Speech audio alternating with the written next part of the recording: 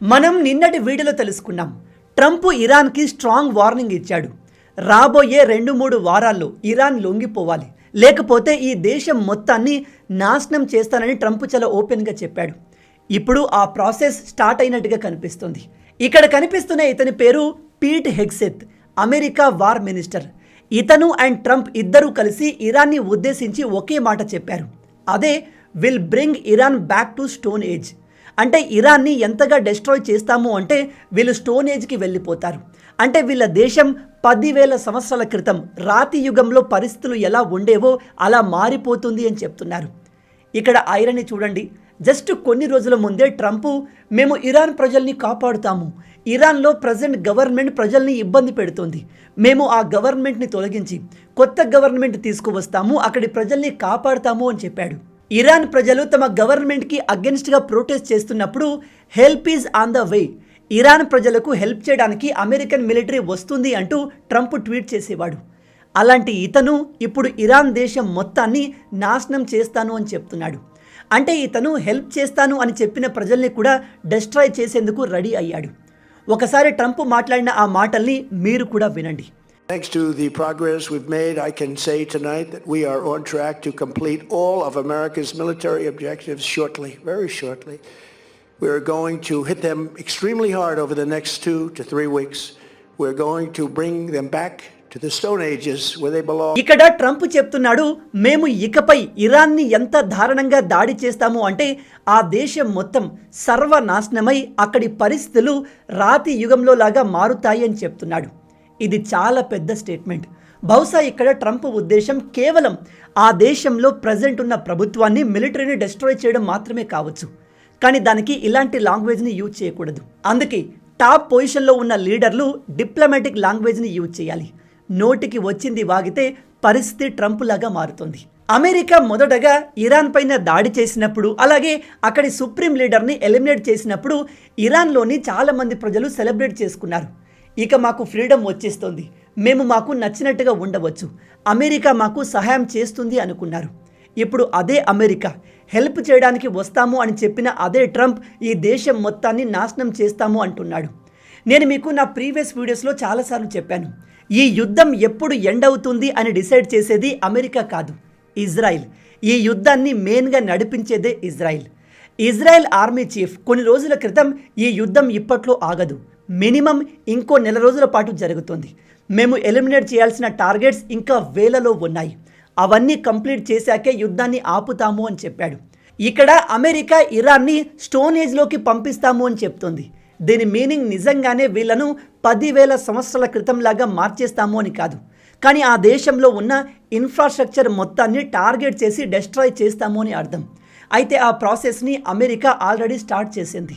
నిన్న Israel and America కలిసి middle ఈస్ట్లో ఉన్న టాలెస్ట్ బ్రిడ్జ్ B1 బ్రిడ్జ్ని మిసైల్తో డెస్ట్రాయ్ చేశారు.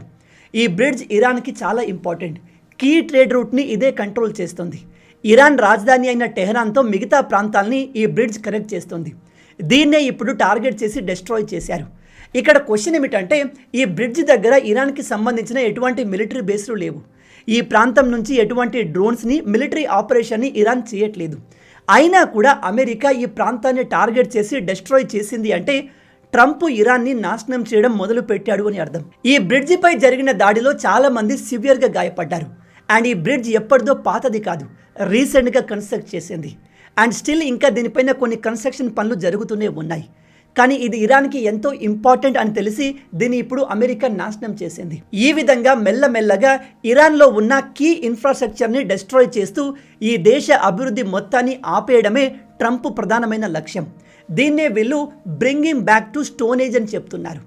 అమెరికా వార్ మినిస్టర్ అయిన ఈ పీట్ హెగ్సెత్ గురించి నేను మీకు చాలా రోజుల క్రింద ఒక వీడియోలో చెప్పాను. ఇతను చూడడానికి స్టైలిష్గా ఉన్న చాలా డేంజరస్ పర్సన్. ఇంకో విషయం ఏమిటంటే, ఇతనికి ఇస్లాం అంటే అస్సలు పడదు, ఇస్లాంని విపరీతంగా హేట్ చేస్తాడు. నేను ఈ మాట ఎందుకు చెప్తున్నాను అంటే, ఇతని బాడీ పైన చాలా టాటూస్ ఉన్నాయి. ఆ టాటూలో ఒకటి అరబిక్ భాషలో ఉంది, దాని అర్థం కాఫీర్ అని. ఇస్లాం మతంలో తమ దేవుణ్ణి నమ్మని వారిని కాఫీర్ అంటారు. ఆ వర్డ్ని ఇతను తన బాడీ పైన టాటూ వేయించుకున్నాడు అంటే ఇతనికి ఇస్లాం అంటే ఎంత హేట్ ఉందో మీరు అర్థం చేసుకోవచ్చు. అలాగే ఇతను ఎప్పటి నుంచో ఇరాన్ పైన దాడి చేయడానికి వెయిట్ చేస్తున్నాడు. ఎందుకంటే ఇరాన్ ప్రతిసారి అమెరికాకు వార్నింగ్ ఇస్తూ ఉంటుంది, అమెరికాను నాశనం చేయాలి అనే మాటలు మాట్లాడుతుంది. ఇప్పుడు సమయం వచ్చింది కాబట్టి ఇరాన్ని పూర్తిగా బూడిద చేయడానికి ఇతను ఎంతగానో ట్రై చేస్తున్నాడు. ప్రజెంట్ అమెరికాలో పరిస్థితులు ఎలా ఉన్నాయి అంటే, ట్రంప్కి ఇరాన్ అంటే అస్సలు ఇష్టం లేదు. అమెరికా వార్ మినిస్టర్కి కూడా ఇరాన్ అంటే ఇష్టం లేదు. ప్రెసిడెంట్ అండ్ అమెరికా ఆర్మీ మొత్తం కలిసి ఒకే మాట పైన ఉన్నప్పుడు డిస్ట్రక్షన్ వేరే లెవెల్లో ఉంటుంది. కాబట్టి ప్రజెంట్ వీళ్ళ నుంచి ఇరాన్ని కాపాడడం ఎవరి వల్ల కాదు. ఇరాన్ ఈ దాడిని ఎలా తట్టుకుంటుందో వేచి చూడాలి. మన ఫ్యూచర్ని ఫైనాన్షియల్గా సెక్యూర్ చేయాలంటే స్టాక్ మార్కెట్లో ఇన్వెస్ట్ చేయడం చాలా ముఖ్యం.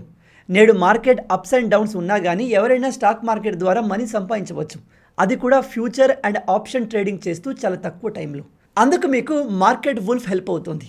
ఈ మార్కెట్ వుల్ఫ్ ఎక్స్పర్ట్స్ స్టాక్ మార్కెట్ని అర్థం చేసుకుని రైట్ డిసిషన్ తీసుకుంటారు. అండ్ ఇది SEBI registered app. Best part ఏంటంటే మీరు కేవలం 99 రూపాయల లైఫ్ టైం ఫీతో ట్రేడింగ్ స్టార్ట్ చేయవచ్చు. ఈ యాప్ ఎలా వర్క్ అవుతుందంటే, దీన్ని ఓపెన్ చేసి పిన్ కొట్టి లాగిన్ అవ్వాలి. ఇక్కడ ఫాలో ట్రెండ్ ఫీచర్ పైన క్లిక్ చేస్తే రియల్ టైంలో ట్రేడర్స్ ఎక్కడ లాభాలు పొందుతున్నారో చూపిస్తుంది. ఫాలో ట్రెండ్ని క్లిక్ చేసి ట్రేడ్ ప్లేస్ చేస్తే ట్రేడ్ స్టార్ట్ అవుతుంది. ఇందులో మీరు చాలా చిన్న ఇన్వెస్ట్మెంట్తో ట్రేడింగ్ స్టార్ట్ చేయవచ్చు. అదే వేరే యాప్స్లో బిగ్ అమౌంట్ ఇన్వెస్ట్ చేయాలని చెప్తారు. స్టాప్ ట్రేడ్ క్లిక్ చేసిన తర్వాత మీరు చాలా తక్కువ టైంలో 1971 ప్రాఫిట్స్ ఇలా మీ ప్రాఫిట్ అమౌంట్ చూపిస్తుంది. ఇక్కడ మీరు gold, silver, crude oil and natural gas లాంటి కమోడిటీస్లను చాలా ఈజీగా మార్నింగ్ 9 AM నుంచి మిడ్ నైట్ 12 వరకు ఎనీ టైం ట్రేడ్ చేయవచ్చు. Market wolf free trade recommendation కూడా అందిస్తుంది. ఈ యూజర్స్ ఒక్క రోజులో 15,239 బుక్ చేసుకున్నారు అని చెప్తున్నారు. ఒక నెలలో 70,468, సంవత్సరంలో 5,03,940 వరకు లాభాలు పొందారని క్లెయిమ్ చేస్తున్నారు. అండ్ ఈ ప్రాఫిట్స్ పైన ఎటువంటి కమిషన్ ఉండదు. ఇప్పటి వరకు ఈ మార్కెట్ వుల్ఫ్ని 20 lakhs పీపుల్ డౌన్లోడ్ చేసుకున్నారు. వాళ్ళు దీన్ని ఒక స్ట్రాంగర్ ఫైనాన్షియల్ ఫ్యూచర్ బిల్డ్ చేసుకోవడానికి యూజ్ చేస్తున్నారు. దీనికి సంబంధించిన లింక్ డిస్క్రిప్షన్లో అండ్ పిన్ కమెంట్లో ఇచ్చాను. మీలో ఇంట్రెస్ట్ ఉన్న వాళ్ళు దీని గురించి పూర్తిగా తెలుసుకొని యాప్ని డౌన్లోడ్ చేసుకోండి. అయితే ఇక్కడ ఒక ఇంట్రెస్టింగ్ విషయం జరిగింది. ఇక్కడ కనిపిస్తున్న ఈ ట్వీట్ని చూసారా? పీట్ హెగ్సెత్ పోస్ట్కి ఆన్సర్ ఇస్తూ ఇరాన్ ఎంబసీ ఇదిగో ఈ ట్వీట్ని రాసింది. ఇందులో వీళ్ళు చెప్తున్నారు, మీరు మమ్మల్ని స్టోనేజ్కి పంపిస్తారా? మీ వల్ల అవుతుందా? మీరు గుహల్లో నివసిస్తున్నప్పుడు, అంటే 10,000 సంవత్సరాల క్రితం మాట, మీరు నిప్పును కనిపెట్టడానికి కష్టపడుతున్నప్పుడు మేము ప్రపంచాన్ని ఏలాము. అంటే ఇక్కడ ఇరాన్ ఎంబసీ పర్షియన్ సామ్రాజ్యం గురించి మాట్లాడుతుంది. మీరు అంటే ఈ యూరోపియన్ వాళ్ళు ఎవాల్వ్ కానప్పుడు మేము హ్యూమన్ రైట్స్ గురించి డిస్కస్ చేసేవాళ్ళము. మా రాజు సైరస్ అంతటి గొప్పవాడు అని ఇప్పుడు ఇరాన్ వాళ్ళు చెప్తున్నారు. ఇది చాలా పెద్ద కామెడీ. ఎందుకు అంటే ఒకప్పుడు ఇరాన్ ఇస్లామిక్ దేశం కాదు, ఇప్పుడు వీళ్ళు ఇస్లాంలోకి మారారు. కానీ ఇంతకు ముందు ఇరాన్ ఒక అతిపెద్ద పర్షియన్ సామ్రాజ్యం. ఇప్పుడు అమెరికా వీళ్ళను బెదిరించేసరికి వీళ్లకు పర్షియన్ సామ్రాజ్యం గుర్తుకు వచ్చింది, తమ పూర్వీకులు గుర్తుకు వచ్చారు. కానీ ప్రజెంట్ ఇరాన్లో పర్షియాకు సంబంధించిన ఆనవాళ్ళు ఏమీ మిగల్లేదు. మొత్తం ఆ దేశాన్ని ఇస్లాం ఆక్యుపై చేసుకుంది. 2,600 సంవత్సరాల క్రితం ఇరాన్ సామ్రాజ్యం మొత్తాన్ని పర్షియన్ రాజు అయిన సైరస్ పరిపాలించేవాడు. ఇతను అనేక యూరోపియన్ దేశాల్ని కూడా ఆక్యుపై చేసుకున్నాడు. అయితే యూరప్లో మనుషులు పూర్తిగా డెవలప్ కాకముందే ఈ పర్షియాలో సివిలైజేషన్ స్టార్ట్ అయి కాస్త అడ్వాన్స్ లెవెల్లో ఉండేది. అండ్ పర్షియన్ రాజు అప్పుడే హ్యూమన్ రైట్స్ గురించి శిలాఫలకాలు కూడా రాయించాడు. అవి ఇప్పటికీ ఉన్నాయి. ఇప్పుడు ఇరాన్లో ఉన్న ఈ ఇస్లామిక్ లీడర్లు తమ పూర్వీకులైన పర్షియన్ రాజుల గురించి మాట్లాడుతున్నారు. మాట్లాడకూడదు అనేది నా ఉద్దేశం కాదు, కానీ వీళ్ళు ఇస్లాంలోకి కంప్లీట్గా కన్వర్ట్ అయిన తర్వాత తమ హిస్టరీని మర్చిపోయారు, తమ పూర్వీకుల్ని మర్చిపోయారు. ఇప్పుడు అమెరికా వచ్చి గన్ పట్టుకొని బెదిరిస్తే వీళ్ళు మేము పర్షియన్ రాజ వంశస్థులము, మమ్మల్ని మేము కాపాడుకోగలము అంటూ గొప్పగా మాట్లాడడం కాస్త విచిత్రంగా అనిపించింది. అలాగే ఇక్కడ వీళ్ళు చెబుతున్నారు, మేము అలెగ్జాండర్ ఇన్వేజన్ని కూడా తట్టుకున్నాము అని. నిజానికి అది అబద్ధం. వీళ్ళు అలెగ్జాండర్ ఇన్వేజన్ని తట్టుకోలేదు. అలెగ్జాండర్ ఇరాన్ దేశం మొత్తాన్ని ఆక్యుపై చేసుకున్నాడు. కానీ ఈ అలెగ్జాండర్ మన ఇండియాను టచ్ చేయలేకపోయాడు. ఎందుకంటే అప్పటికే ఇతను వీక్ అయిపోయి మధ్యలో చనిపోయాడు. ఈ అమెరికా ఇతర దేశాలకు మిమ్మల్ని స్టోన్ ఏజ్కి పంపిస్తాము అని బెదిరించడం ఇది కొత్త కాదు. వీళ్ళు ఇంతకు ముందు కూడా ఇలాంటి బెదిరింపులు పాకిస్తాన్ పైన యూజ్ చేశారు. మీకు గుర్తుందా? అమెరికాలో 9/11 అటాక్ జరిగినప్పుడు దాదాపు 2,000 మంది ప్రాణాలు కోల్పోయారు. దానికి ప్రతీకారంగా అమెరికా ఆఫ్ఘనిస్తాన్ పైన దాడి చేస్తాము అనుకున్నప్పుడు అమెరికన్ ప్రెసిడెంట్ పాకిస్తాన్కి మాకు మీ ఎయిర్ బేస్ల యాక్సెస్ ఇవ్వండి, వాటిని ఉపయోగించి ఇక్కడి నుంచి మేము ఆఫ్ఘనిస్తాన్ పైన ఆపరేషన్ చేస్తాము అండ్ ఆఫ్ఘనిస్తాన్లో ఉన్న మా సైనికులకు సప్లైని ప్రొవైడ్ చేస్తాము అని చెప్పారు. అప్పుడు పాకిస్తాన్ ఏం చెప్పిందో తెలుసా? ఆ సమయంలో పాకిస్తాన్కి ప్రెసిడెంట్ అండ్ మిలిటరీ లీడర్గా పర్వేష్ ముషారఫ్ ఉన్నాడు. ఇతను అమెరికా రిక్వెస్ట్ని డినై చేస్తూ అలా చేస్తే మాకు ఆఫ్ఘనిస్తాన్కి మధ్య మనస్పర్ధలు ఏర్పడతాయి, చాలా ప్రాబ్లమ్స్ వస్తాయి అని చెప్పాడు. అప్పుడు అమెరికాకి ప్రెసిడెంట్గా ఉన్న బుష్ పాకిస్తాన్ని ఎలా బెదిరించాడో తెలుసా? మేము చెప్పినట్టుగా మీ ఎయిర్ బేస్ల యాక్సెస్ ఇవ్వకపోతే మీ పైన ఎటువంటి దాడులు చేస్తాము అంటే మీ దేశంలో అభివృద్ధి అనేది కనిపించదు. రాతి యుగంలో మనుషులు ఎలా ఉండేవారో అలా మారిపోతారు. కాబట్టి నోరు మూసుకొని మీ ఎయిర్ బేస్ల యాక్సెస్ ఇవ్వమని బెదిరించాడు. ఇది నేను ఊరికే గాల్లో చెప్తున్న మాట కాదు, స్వయంగా పర్వేష్ ముషారఫే చెప్పాడు. కావాలంటే ఆ వీడియో క్లిప్ని మీరు కూడా చూడండి. Now, as far as Richard Armitage, I didn't talk to him.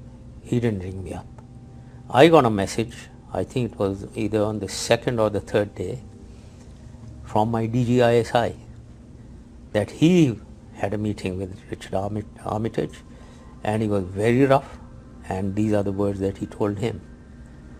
We will bomb you back to the Stone Age. Yes. Unless you're with us. Yes. So these are the facts which I know. చూసారా ముషారఫ్ ఎలా ఒప్పుకున్నాడో, ఎలా America బెదిరించిందో క్లియర్గా explain చేస్తున్నాడు. మీరు చూస్తూ ఉండండి, రాబోయే 5-10 సంవత్సరాల్లో ప్రజెంట్ ఇరాన్ పరిస్థితి ఎలా మారిందో పాకిస్తాన్ పరిస్థితి కూడా అలాగే ఉండబోతుంది. ఎందుకంటే ఇజ్రాయెల్ వరుసగా తమ శత్రువులపైన ఇస్లామిక్ కంట్రీస్ పైన టార్గెట్ చేసుకుంటూ వస్తుంది. ఇజ్రాయెల్ చాలాసార్లు చెప్పింది పాకిస్తాన్ దగ్గర న్యూక్లియర్ వెపన్స్ ఉండకూడదు. పాకిస్తాన్ ఒక రాడికల్ దేశం, వీళ్ళ దగ్గర న్యూక్లియర్ వెపన్స్ ఉండడం ఇజ్రాయెల్ అమెరికాకే కాదు ప్రపంచం మొత్తానికి ప్రమాదం అని చెప్పింది. అండ్ ఈ విషయానికి మన ఇండియా కూడా అగ్రి చేస్తుంది. ఇప్పటికీ పాకిస్తాన్ ఇజ్రాయెల్ టార్గెట్ లిస్ట్లో ఉంది. కాబట్టి నెక్స్ట్ పని పాకిస్తాన్దే కాబోతుంది. ఇప్పుడు అమెరికా బెదిరింపులకు ఇరాన్ ఏ విధంగా అయితే తమ పూర్వీకులు పర్షియన్ రాజుల్ని గుర్తు చేసుకుంటుందో, రేపు పాకిస్తాన్ని అమెరికా బెదిరిస్తే పాకిస్తాన్ ఏం చెప్తుంది కావచ్చు? ఏంటి మీరు మమ్మల్ని బెదిరిస్తున్నారా? మేము ఎవరమో తెలుసా? అశోక మహారాజు వంశస్థులము, అఖండ భారతదేశానికి వారసులము, వేదాలు చదివిన వాళ్ళము, మమ్మల్లా మీరు బెదిరించేది అంటుంది కావచ్చు. ఎందుకంటే ఇస్లామిక్ ఇన్వేజన్లో పెద్దగా చెప్పుకోదగ్గ అభివృద్ధి జరగలేదు.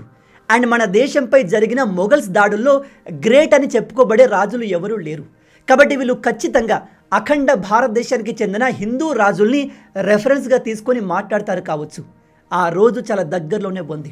ఒక విషయాన్ని బాగా గుర్తుపెట్టుకోండి, ఏ దేశం అయితే తన హిస్టరీని మర్చిపోతుందో ఆ దేశం ఎన్నటికీ అభివృద్ధి చెందదు.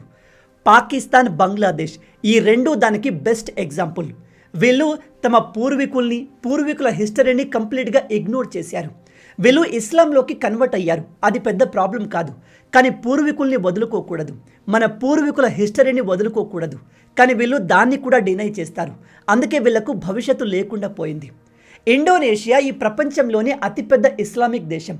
కానీ మీకు అక్కడ ఈ పాకిస్తాన్, బంగ్లాదేశ్ లాగా ఉగ్రవాదం, రాడికలిజం కనిపించదు. ఎందుకో తెలుసా? అక్కడి ప్రజలు కేవలం మతం మాత్రమే మారారు, కానీ వాళ్ళ పూర్వీకుల హిస్టరీని వదులుకోలేదు. ఇండోనేషియాలో ప్రపంచంలోనే అతిపెద్ద హిందూ దేవాలయాలు ఉన్నాయి. వాళ్ళు ఇప్పటికీ ఆ విషయంలో గర్వంగా ఫీల్ అవుతారు. మొత్తంగా ఇప్పుడు అమెరికా అండ్ ఇజ్రాయిల్ ఇరాన్ని పెద్ద లెవెల్లో దాడి చేసి డెస్ట్రాయ్ చేయాలి అని చూస్తున్నాయి. ఆ ప్రాసెస్ని కూడా స్టార్ట్ చేశారు. రీసెంట్గా అమెరికా EA-37B కంపాస్ అనే ఎలక్ట్రానిక్ వార్ఫేర్ ఎయిర్ క్రాఫ్ట్ని ఇరాన్ పైన డిప్లాయ్ చేసింది. ఇక్కడ కనిపిస్తున్న ఈ విమానం ఎంతో ప్రమాదకరమైంది. దీని నుంచి ఎటువంటి వెపన్స్ రావు. ఇది మిసైల్స్ని వెయ్యదు, బుల్లెట్స్ని కూడా కురిపించదు. కానీ ఇది శత్రువుల రాడార్ని, కమ్యూనికేషన్ సిస్టమ్ మొత్తాన్ని జామ్ చేస్తుంది, పని చేయకుండా చేస్తుంది. అండ్ శత్రువులు ఉపయోగించే కోఆర్డినేట్స్ని మార్క్ చేస్తుంది. శత్రువులు ఎవరితో మాట్లాడుతున్నారు, ఏం మాట్లాడుతున్నారు, ఇలా ప్రతిదీ పసిగట్టేస్తుంది. ఒక విషయం గుర్తుపెట్టుకోండి, అమెరికాకు చెందిన ఈ విమానం మనకు ఆకాశంలో కనిపించింది అంటే దాని కింద ఉన్న రాడార్లు, ఎలక్ట్రానిక్ కమ్యూనికేషన్ డివైస్ ఏవి పనిచేయవు, ఆగిపోతాయి. అంతటి ప్రమాదకరమైంది ఇది. ఈ ఎయిర్ క్రాఫ్ట్ గురించి ఈజీగా చెప్పాలి అంటే ఇది వెపన్స్ని వేయదు, కానీ శత్రువుల బ్రెయిన్ని పనిచేయకుండా షట్ డౌన్ చేస్తుంది. ప్రజెంట్ అమెరికా తమ దగ్గర ఉన్న అడ్వాన్స్ వెపన్స్ అన్నిటినీ యూజ్ చేయడం మొదలుపెట్టింది. ఇప్పుడు అమెరికా ప్రపంచంలోనే మోస్ట్ పవర్ఫుల్ కంట్రీ అని మళ్ళీ ప్రూవ్ చేసే సమయం వచ్చింది. అండ్ అమెరికా ఆ పని ఖచ్చితంగా చేస్తుంది. నేను ఇక్కడ అమెరికాను పొగడాలి అనుకోవట్లేదు, కానీ నిజంగానే అమెరికా ఒక పవర్ఫుల్ కంట్రీ. వాళ్ళ దగ్గర ఉన్న మిలిటరీ పవర్ ప్రజెంట్ ఏ దేశం దగ్గర లేదు. వీళ్ళ దగ్గర మనం ఎప్పుడూ చూడని విచిత్రమైన అడ్వాన్స్ వెపన్స్ కూడా ఉన్నాయి. వాటిని వాళ్ళు బయట డిస్క్లోజ్ కూడా చేయరు. మీకు గుర్తుందా, వెనుజులా పైన అమెరికన్ సైనికులు దాడి చేసినప్పుడు ఒక్క అమెరికన్ సైనికుడు కూడా ప్రాణాలు కోల్పోలేదు. అండ్ వెనుజులాలో వీళ్ళ దాడికి తట్టుకొని బతికిన సైనికులు ఏం చెప్పారో తెలుసా? అమెరికన్ సైనికులు సాధారణమైన వెపన్స్ని యూజ్ చేయట్లేదు, వాళ్ళు కొన్ని విచిత్రమైన వెపన్స్ని యూజ్ చేశారు. వాటితో మేము ఒక్కసారిగా కళ్ళు తిరిగి పడిపోయాము, వామిట్ రావడం, తల తిరగడం మాకు స్టార్ట్ అయింది. అందుకే మేము తిరిగి దాడి చేయలేకపోయాము అని చెప్పారు. అంటే నిజంగానే అమెరికా దగ్గర అడ్వాన్స్ వెపన్స్ ఉన్నాయి, బయట ప్రపంచానికి తెలియని వెపన్స్ ఉన్నాయి. ఇప్పుడు వాటిని వీళ్ళు ఇరాన్ పైన యూజ్ చేసే అవకాశం ఉంది. ఇక మన భారత్ విషయానికి వస్తే, ఈ యుద్ధం కారణంగా ఏర్పడిన ఆయిల్ అండ్ గ్యాస్ క్రైసిస్ మన ఇండియానే కాదు, ఏషియాలోని అన్ని దేశాలని ఎఫెక్ట్ చేసింది. ఈవెన్ యూరప్, ఆస్ట్రేలియా లాంటి దేశాలు కూడా ఎఫెక్ట్ అయ్యాయి. నిన్న ట్రంప్ తన స్పీచ్లో క్లియర్గా చెప్పేశాడు, స్ట్రేట్ ఆఫ్ హార్ముజ్తో మాకు ఎటువంటి సంబంధం లేదు. ఎవరైతే ఈ స్ట్రేట్ ఆఫ్ హార్ముజ్ క్లోజ్ అవ్వడం వల్ల ఇబ్బంది పడుతున్నారు వాళ్ళు వెళ్ళి ఇరాన్తో మాట్లాడి ఓపెన్ చేసుకోండి, కుదరకపోతే వాళ్ళతో యుద్ధం చేసి ఓపెన్ చేసుకోండి, దాంతో మాకు ఎటువంటి సంబంధం లేదు అని చెప్పేశాడు. అందుకే ఇప్పుడు యూకే ప్రైమ్ మినిస్టర్ అయిన కీర్ స్టామర్ 35 దేశాలతో కలిసి ఇరాన్తో మాట్లాడి ఈ స్ట్రేట్ ఆఫ్ హార్ముజ్ని ఓపెన్ చేసే ప్రయత్నం స్టార్ట్ చేశాడు. సర్ప్రైజింగ్లీ 35 దేశాలు కాదు, ఏకంగా 60 దేశాలు దీనికి మద్దతు పలికాయి. ఈవెన్ మన ఇండియా కూడా ఈ మీటింగ్లో అటెండ్ అయి సపోర్ట్ని అందించింది. ఎందుకు అంటే మన ఎకానమీ స్టేబుల్ అవ్వాలి అంటే ఈ స్ట్రేట్ ఆఫ్ హార్ముజ్ మనకు చాలా ఇంపార్టెంట్. అందుకే ఇప్పుడు ఫ్రాన్స్, జర్మనీ, జపాన్, ఈ గల్ఫ్ దేశాలు, యూకే అండ్ మన ఇండియా అన్నీ కలిసి ఇరాన్తో మాట్లాడబోతున్నాయి. ఇరాన్ ఈ అన్ని దేశాలతో గొడవపడాలి అనుకోదు, కాబట్టి ఖచ్చితంగా దీనికి ఒప్పుకునే అవకాశం ఉంది. కానీ కొన్ని కండిషన్స్ ఉండవచ్చు. అయితే ఇంట్రెస్టింగ్ విషయం ఏమిటంటే, ఈ మీటింగ్ స్టార్ట్ కాకముందే ఇరాన్ నుంచి మన ఇండియా గురించి ఒక స్టేట్మెంట్ వచ్చింది. ఇరాన్ చాలా క్లియర్గా, ఇండియా మాకు ఫ్రెండ్, ఇండియా ఈ స్ట్రేట్ ఆఫ్ హార్ముజ్ విషయంలో ఇబ్బంది పడాల్సిన అవసరం లేదు, మేము వాళ్ళ షిప్పుల్ని ఆపము అని క్లియర్గా చెప్పింది. చూసారా, ఇది ప్రజెంట్ మన ఇండియాకు వరల్డ్పై ఉన్న ఇన్ఫ్లుయెన్స్. ఇరాన్ తమ పక్కనే ఉన్న ఇస్లామిక్ దేశమైన పాకిస్తాన్ షిప్పుల్ని ఆపేసింది, ఇతర చాలా దేశాల షిప్పుల్ని ఆపేసింది, కానీ మన భారతీయ షిప్పుల్ని ఆపలేదు, భవిష్యత్తులో కూడా ఆపము అని క్లియర్గా చెప్తుంది. ఇప్పుడు మీలో కొంతమంది మరి చైనా షిప్పుల్ని కూడా ఆపలేదు కదా బ్రదర్ అంటారు. అవును, చైనా మనకంటే బెటర్గా ఇరాన్తో కనెక్ట్ అయి ఉంది. ఈ విషయంలో మనం చైనాతో పోటీ పడే బదులు మన షిప్పుల్ని ఆపట్లేదు కదా అని సంతోషపడడం బెటర్ కదా. ఈ 60 దేశాలు అన్నీ కలిసి ఇరాన్ని రిక్వెస్ట్ చేస్తే ఇరాన్ స్ట్రేట్ ఆఫ్ హార్ముజ్ని ఓపెన్ చేస్తుందా అంటే నాకు తెలిసి కంప్లీట్గా ఓపెన్ చేయకపోవచ్చు. ఎందుకంటే ఇరాన్ ఈ యుద్ధంలో ఉపయోగిస్తున్న మేజర్ వెపన్ ఈ స్ట్రేట్ ఆఫ్ హార్ముజ్. దీన్ని బ్లాక్ చేయడం వల్ల వీళ్ళు డైరెక్ట్గా అమెరికాను టార్గెట్ చేయట్లేదు, కానీ మిగతా దేశాలు సఫర్ అయినప్పుడు ఆ ఎఫెక్ట్ అండ్ ప్రెజర్ ట్రంప్ పైన కూడా పడుతుంది. ఇప్పుడు దీన్ని వీళ్ళు వదులుకోవాలి అంటే బహుశా ఇరాన్ కంప్లీట్గా ఒప్పుకోకపోవచ్చు. అలాగే 60 దేశాలు కలిసి రిక్వెస్ట్ చేస్తున్నారు కాబట్టి ఇరాన్ దీనికి నో చెప్పే ఛాన్సెస్ కూడా తక్కువ. ఎందుకంటే ఇరాన్ 60 దేశాలతో వైరం పెట్టుకోవాలి అనుకోదు. దీని గురించి మీరేమనుకుంటున్నారు? ఇరాన్ ఈ స్ట్రేట్ ఆఫ్ హార్ముజ్ని ఓపెన్ చేస్తుందా? ట్రంప్ తను చెప్పినట్టు ఇరాన్ని నాశనం చేయడం మొదలుపెట్టాడు. ఇప్పుడు ఇరాన్ అమెరికాకు పోటీగా నిలబడాలా, లేదా ప్రజెంట్ తెలివిగా ఆలోచించి లొంగిపోవడమే బెటరా? భవిష్యత్తులో ఇజ్రాయిల్ అండ్ అమెరికా ఇప్పుడు ఇరాన్ని టార్గెట్ చేసినట్టు పాకిస్తాన్ని టార్గెట్ చేస్తారా? మీరేమనుకుంటున్నారు? మీ ఆలోచనల్ని కింద కామెంట్లో చెప్పండి. మొత్తంగా ఇవే ఈ వీడియోకి సంబంధించిన పూర్తి విషయాలు. ఈ వీడియో మీకు నచ్చింది అనుకుంటున్నాను. నచ్చితే అలా ఊరికే చూసి వెళ్ళిపోకుండా వీడియోని లైక్ చేయండి. ఈ మార్కెట్ వుల్ఫ్ యాప్కి ఇప్పటికే మోర్ దెన్ 2 మిలియన్ యూజర్స్ ఉన్నారు. దీనికి సంబంధించిన లింక్ డిస్క్రిప్షన్లో అలాగే పిన్ కమెంట్లో ఇచ్చాను. ఇంట్రెస్ట్ ఉన్న వాళ్ళు దీని గురించి పూర్తిగా తెలుసుకొని యాప్ డౌన్లోడ్ చేసుకోండి. రాబోయే వీడియోలో ఇంకో ఇంట్రెస్టింగ్ టాపిక్తో మళ్ళీ కలుద్దాం. అంటిల్ దెన్, జై హింద్, జై భారత్, భారత్ మాతాకి జై.